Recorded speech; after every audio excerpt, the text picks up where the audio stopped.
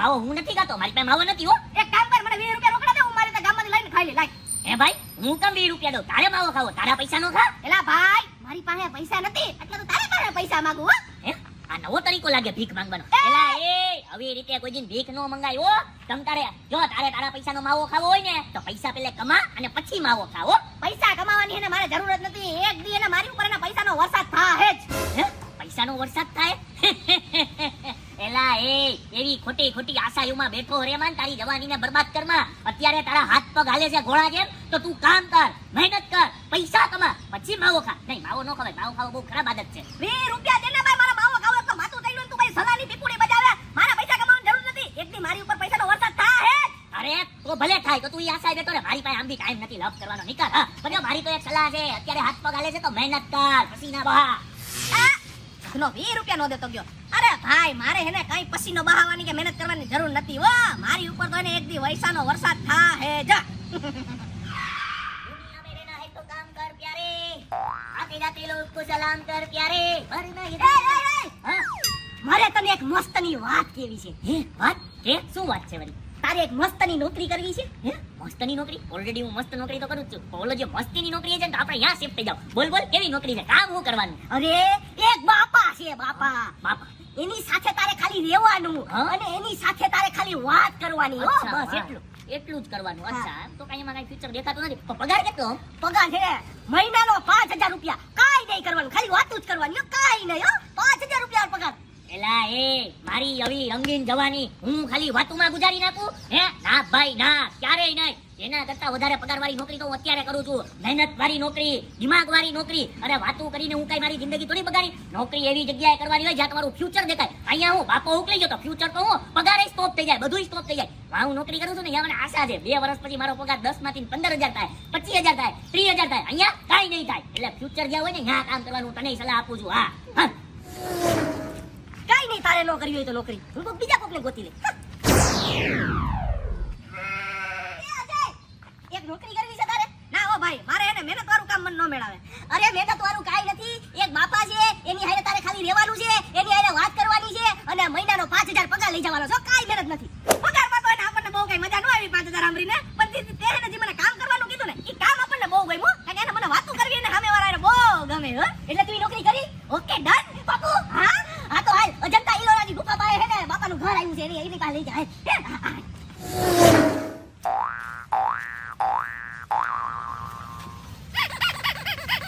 બાપા, બાપા, લે કઈ આવ્યો તું? 5 મિનિટ પહેલા. એવું છે? હા, બોલ શું કામ હતું? બકરો. કોણ? અરે આ ભાઈ તમારી હારે વાતું કરવા આવી છે. હે, મને પાટું મારવા આવી છે? વાતું કરવા આવી છે, વાતું. એમ કે ને વાતું કરવા આવી છે? આ બાપા બેરા લાગે. હા, અચ્છા. અરે આને સંભાળવું તો એને મારા હાથ ને ડાબા હાથનો ખેલ છે હો. એવું છે તો રમી નાખ ખેલ. એ હા, આવું.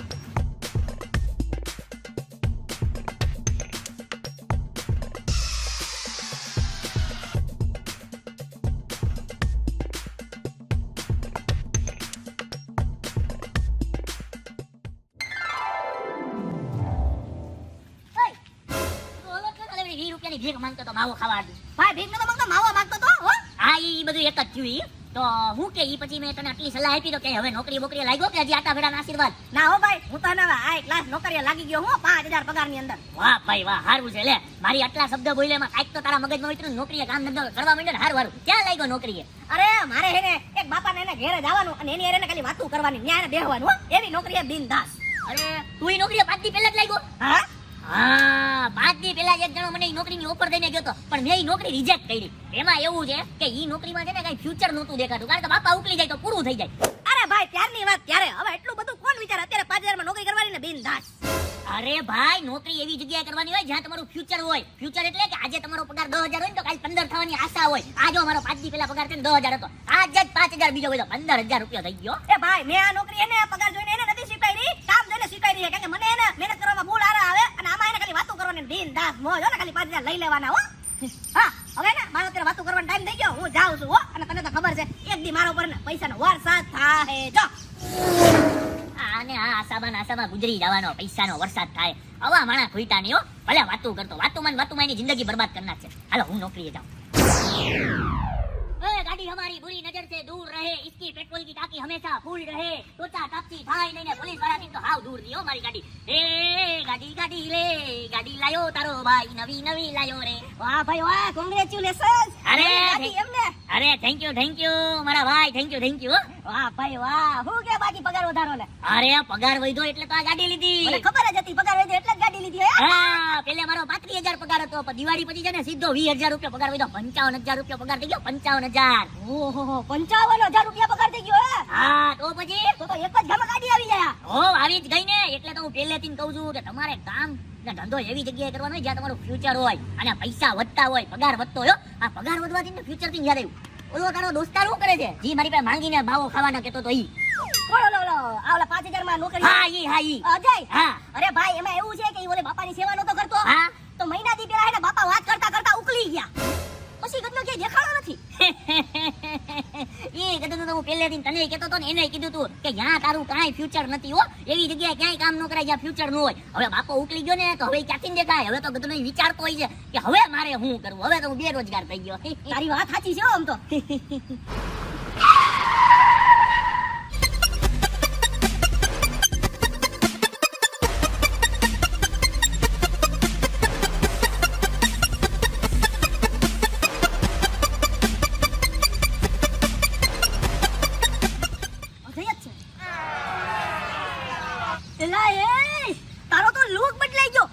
હીરો જેવો થઈ ગયો અને ફોર વ્હીલ હે.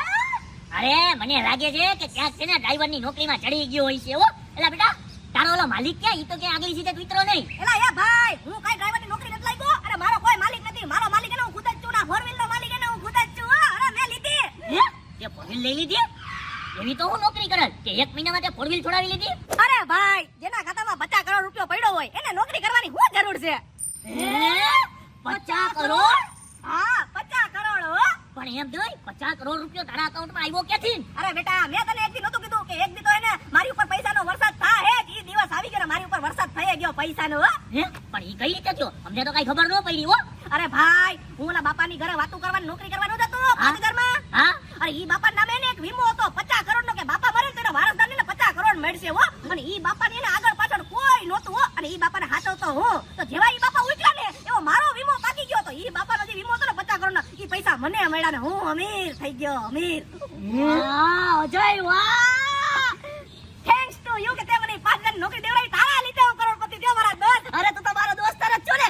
એમ નહીં આ બિચારો વરાદી ગજા મજૂરી કરીને મહેનત કરીને ખાલી એટલી વાત લઈ ગયો અને તે વરાદી ખાલી વાતું જ થઈ ગઈ અને 50 કરોડ નો માલિક બની ગયો. હો પછી તારો વાઈફ તો છે કે હાલ તને હેને હું હાઈ ક્લાસ હોટલમાં ખાવા લઈ જાઉં અને તું મારી આગળની સીટે બેહ તને રાઉન્ડ મરાવ. હાલ ફોર વ્હીલ માં રાઉન્ડ મરાઈ મને. તું દોસ્તાર કેન્સલ કહી દે. દોસ્તાર તું કેન્સલ આતિયા મારો દોસ્તાર. હે આ તો ખરેખર આની ઉપર પૈસાનો વરસાદ થઈ ગયો. 50 કરોડ રૂપિયો. કાશ ઈ નોકરી મેં એક્સેપ્ટ કરી લીધી તો વાતો કરવાની. વાતો કરતા હું કરોડપતિ બની જાતો. એટલી વાત